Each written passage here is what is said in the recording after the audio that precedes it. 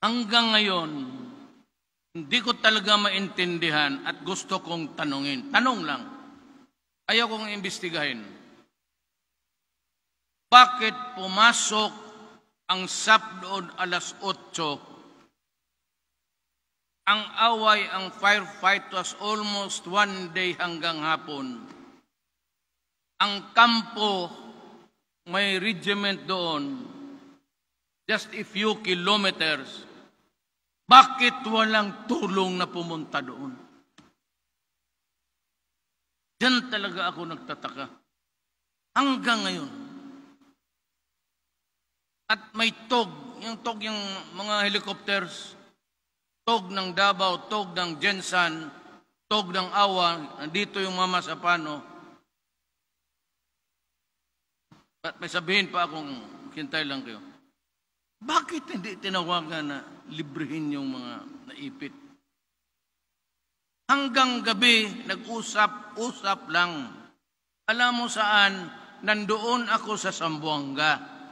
Nandoon si Rojas, pati si sama ko si Bong, pati si Mayor Beng Climaco, babae, Zamboanga City.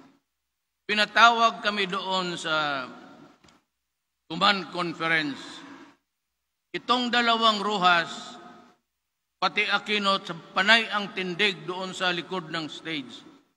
Kami naman naghihintay. Ito, totoo ito. Patanong ninyo sa military. Sige sila salita. Tapos, tinanong ko ang ISAP. Katabi ko ang ISAP eh. Sabi ko, anong nangyari? Sabi niya, sir, ubos talaga, sir. Ang pumasok, patay lang. O bakit? Walang reinforcement. Sir, walang order, sir. Gusto namin pumunta doon, walang order. Binabawalan talaga sila. Ngayon, anong klaseng transaction yun? Bakit mo ginamit ang SAF na hindi naman sanay sa terrain, sa topography ng lugar kung paano yung bukid malalim, saan yung mga cave? Pinadala mo yung mga pulis. Ang training yan, komando nga, Maynila lang. Bakit hindi mo inutosan ang mga sundalo dyan mismo sa harap ng Mama Sapano? Gusto kong tanungin si Rojas. Kasi ito si Presidente Aquino, ito for the first time ilalabas ko. Nag-upo na kami doon, nandyan yung mga generals. Tinanong niya yung general na medyo na-assign dito banda sa away. Tapos ang tanong niya, tanungin mo yung mga generals, yung buhay pa. Sabi niya, kung ikaw, General, forgot his name, kung ikaw ang nandoon, anong gawin mo? Putang ina, tumindig ako. Sabi ko, Mr. President, I have a flight. Walang flight, walang aeroplano na. So, damidala ako na maliit na aeroplano. Sabi ko, I have a flight. I have to.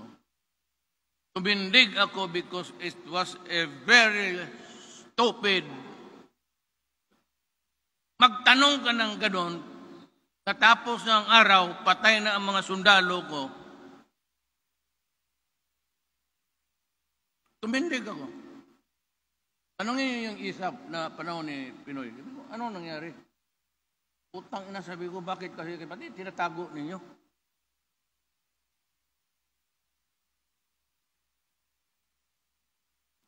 Bakit pulis na walang alam? At bakit hindi ang army? At bakit walang tulong?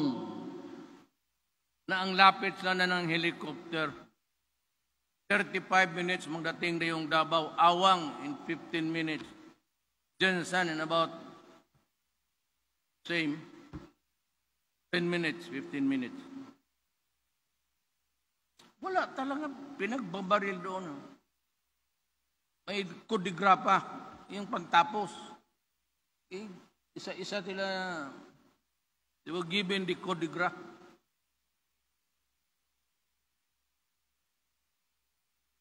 Tapos ibalik niya ito sa Senate, DILG. He wasted 44 lives for nothing. They could not even explain why it was the police who went there, were totally ignorant of the topography and the physical arrangement sa bukid doon. Hanggang ngayon rin niya sinagot to. Itong 44 souls, karamihan doon Ilocano, dalawa lang tayong Ilocano pati Ilonggo, yan lang ang warrior sa Pilipinas. Yung iba, buto ng lubintador. Yan lang ang gusto kong tanungin sa kanya. Bakit ang pulis? At bakit yung isang araw na bakbakan? Bakit hindi inyo pinapasok ang army? Bakit walang air support? Na maraming air assets naman doon nakapalibot.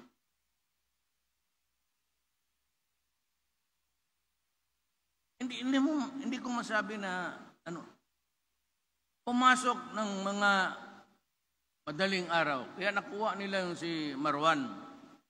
Kasi madilim eh. Pero nagkahalataan na, sunrise na. Nakulong. Ayun,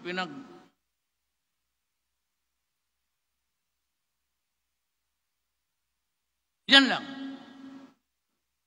Kung may masagot kayo na maganda niyan, pues, ang in-number 1 ninyo si Rojas, ako na mismo ang nagsasabi sa inyo, ilagay ninyo itong putang ina na to.